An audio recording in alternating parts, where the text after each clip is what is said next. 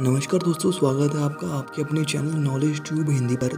दर्शकों, आज हम आपको बताने वाले हैं कि रामनवमी क्यों मनाई जाती है और इसका क्या महत्व है। भगवान राम को पूर्ण पुरुषोत्तम माना जाता है। वे करुणा, सौम्यता, दया, धार्मिकता और अखंडता के अवतार थे। हालांकि उनके पास इस संसार की समस्त शक्तियां हैं, लेकिन फिर भी वे शांत और सौम्य थे। अयोध्या में उनके शासनकाल को परिपूर्ण शासन के प्रतीक के रूप में रामराज्य कहा जाता है। अयोध्या राजा मनु द्वारा स्थापित राजधानी थी, जो कि भगवान श्री राम के पूर्वज थे। राजा दशरथ के शासनकाल के दौरान अयोध्या की समृद्धि और भी बढ़ती गई, लेकिन दशरथ को एक समस्या थी, उनकी कोई संतान नहीं थी। इसीलिए उन्होंने यज्ञ करने का निर्णय लिया। इस कठिन अनुष्ठान वाले यज्ञ के अध्यक्ष थे ऋषि श्रृंग। अंत में ऋषि श्रृंग ने एक मंत्र का पाठ किया और अग्नि को अर्पण किया। तब आसपास मौजूद देवता, गंधर्व, सिद्ध और ऋषि ब्रह्मा से प्रार्थना करने लगे। उस समय के दौरान लंका का राजा रावण लोगों को आतंकित कर रहा था और वे उसके खतरे से मुक्ति के लिए तरस रहे थे।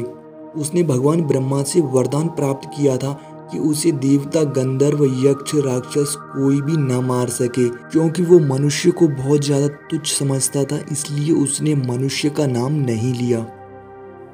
तब सभी देवता सहायता के लिए भगवान विष्णु के पास गए और उनसे निवेदन किया।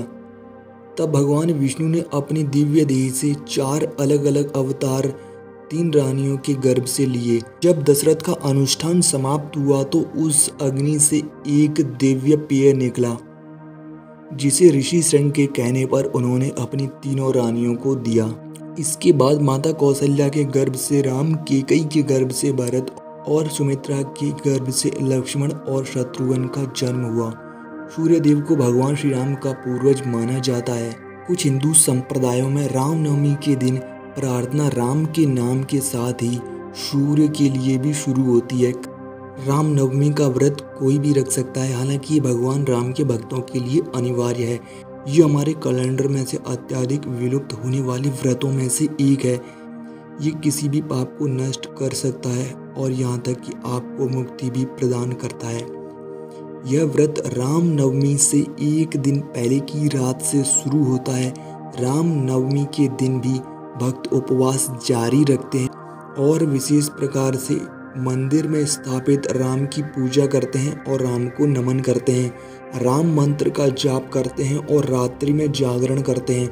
व्रत के पूरा होने पर वे दान भी करते हैं और साथ ही अन्य उपहार उदार पूर्वक देते हैं। इस व्रत को लोग 3 प्रकार से रख सकते हैं। दोपहर तक उपवास रख सकते हैं, या फिर दिन में केवल एक बार भोजन ले सकते हैं, या आधी रात तक उपवास रख सकते हैं।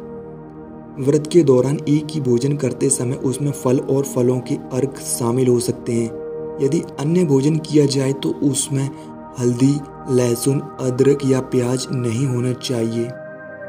रामनवमी को विभिन्न प्रकार से भजन कार्यक्रमों और पूजाओं से लेकर रथ यात्राओं और पंडाल कार्यक्रमों के द्वारा मनाया जाता है। भजन कार्यक्रम घरों और मंदिरों में आयोजित किए जाते हैं। इन कार्यक्रमों के दौरान भगवान राम, लक्ष्मण, सीता और हनुमान जी का गुणगान किया जाता है और उनके भजन भी गाए जाते हैं। हालांकि मंदिरों में ये कार्यक्रम रामायण कथा के साथ होते हैं। इसमें रामायण का विवरण प्रस्तुत किया जाता है और संपूर्ण रामायण का जाप किया जाता है। बहुत से लोग तो अखंड रामायण का पाठ करवाते हैं और कुछ लोग सुंदरकांड का जाप करते हैं। अखंड रामायण पाठ में तुलसीदास द्वारा रचित रामचरितमानस का जाप करना शामिल है। इसमें आमतौर पर 24 घंटे लगते हैं। सुंदरकांड का जाप करने में 3 घंटे लगते हैं। सुंदरकांड में हनुमान जी की महिमा का वर्णन है और लंका में माता सीता से उनकी मुलाकात के बारे में चर्चा की गई है। मंदिरों में आमतौर पर वाल्मीकि रामायण या बड़े पंडाल कार्यक्रमों का आयोजन होता है, जिसमें रामायण पर 9 दिनों तक चर्चा होती है, जो उगादि यानी चैत्र माह के प्रथम तिथि से शुरू होती है और रामनवमी पर समाप्त होती है। इसके अलावा लोग अपने घरों में साफ सफाई करते हैं और पूजा की तैयारी करते हैं। भगवान राम, लक्ष्मण, सीता और हनुमान जी के चित्र भी लगाते हैं। देवताओं के समक्ष फूल और धूप रखे जाते हैं।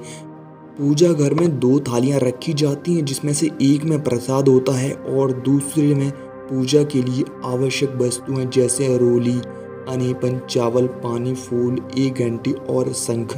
पूजा की शुरुआत परिवार की सबसे कम उम्र की महिला सदस्य के साथ होती है, जो परिवार के सभी पुरुष सदस्यों को टीका लगाती है। परिवार के सभी महिला सदस्यों के माथे पर लाल बिंदी लगाई जाती है। हर कोई देवताओं को पहले जल अर्पण किया जाता है, उसके बाद देवताओं के ऊपर चावल अर्पित किए जाते हैं। फिर हर कोई आरती करने के लिए खड़ा होता है, जिसके अंत में सभा के ऊपर गंगा जल या सादा पानी छिड़का जाता है। पूरी पूजा करने के बाद भजन किए जाते हैं। अंत में प्रसाद उन सभी लोगों के बीच वितरित किया जाता है जो वहां इकट्ठे होते हैं।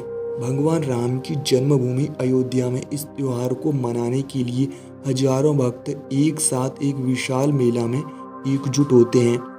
यह मेला 2 दिन तक जारी रहता है। राम और उनके भाई लक्ष्मण, माता सीता और साथ ही उनके सबसे बड़े भक्त महावीर हनुमान को रथों पर बिठाकर उनकी रथ यात्रा निकाली जाती है। हनुमान जी राम की भक्ति के लिए जाने जाते हैं और उनकी कहानियां इस उत्सव का एक महत्वपूर्ण हिस्सा है।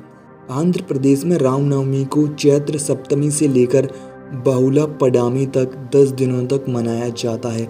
मंदिरों में इस आयोजन को मनाने के लिए भगवान राम और सीता के विवाह को फिर से किया जाता है। लोग इस दिन भगवान राम से जुड़े हुए पवित्र स्थानों पर जाते हैं और अयोध्या, उज्जैन और रामेश्वरम जैसे स्थान देश भर में हजारों भक्तों को आकर्षित करते हैं।